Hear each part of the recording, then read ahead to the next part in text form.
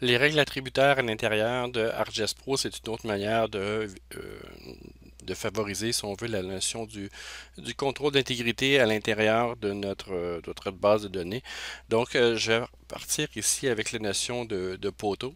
Et donc, les poteaux ont déjà la notion de valeur conditionnelle, mais on peut ajouter un autre type d'élément, donc d'intégrité à l'intérieur de ça, et ça s'appelle la notion de règle attributaire. Donc, pour faire la notion de règle attributaire, la première chose que je dois m'assurer, c'est que dans mes éléments de poteau, je dois aller gérer ici mes éléments, donc d'ajouter les ID globaux. C'est déjà fait à l'intérieur de ma couche. Donc, j'ai poteau ici, donc j'ai mes ID globaux qui sont là.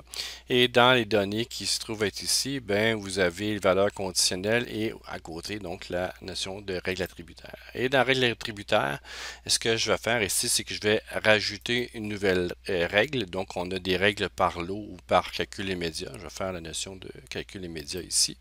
Et dans la nouvelle règle, ici, ben, je vais faire automatique, là, donc auto, juste pour nommer la règle. Donc, on a différents éléments. Donc, sous-type ici, terrain, ça veut juste dire field en anglais. Donc, c'est champ qui devrait être là et non terrain qui se trouve être ici. Et donc la règle, donc on peut rajouter une description. Les sous-types, j'en ai pas à l'intérieur de ça. Et on regarde ici les astérix rouges, c'est là que je dois mettre des informations. Donc le champ ici qui devrait être utilisé, ça va être par exemple matériel. Et je veux que ça se déclenche lorsque je vais insérer un nouvel élément ou lorsque je vais mettre à jour un nouvel élément.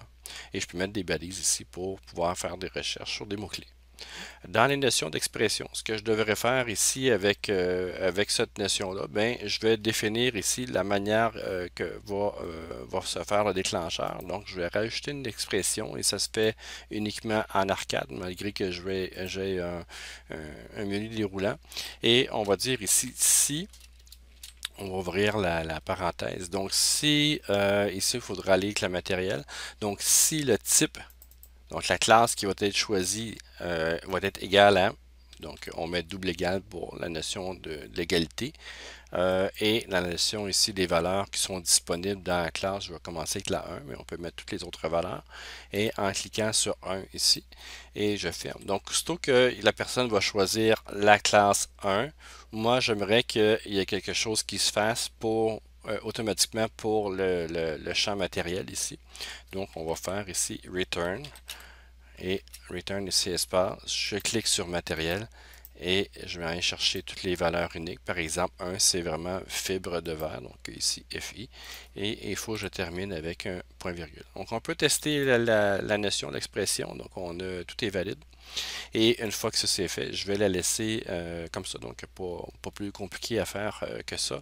Et je peux faire enregistrer. Et ce que ça va me permettre de faire, donc on pourra faire ça pour plusieurs éléments à l'intérieur de notre table. Donc, j'en fais seulement un pour la démonstration. Et si vous regardez ici sur le point que j'ai là, bon, évidemment, j'ai la fenêtre pop-up qui se trouve être ici. Si je m'en viens dans la notion de mise à jour ici, j'ai la fenêtre attribut. Et lorsque je change ici pour l'élément 2, par exemple, ben, il met en erreur parce que j'ai pas le bon matériel. Mais si je reviens au élément 1, si vous regardez, il choisit automatiquement fibre de verre. C'est ce que je viens de faire avec la notion des règles attributaires. Voilà.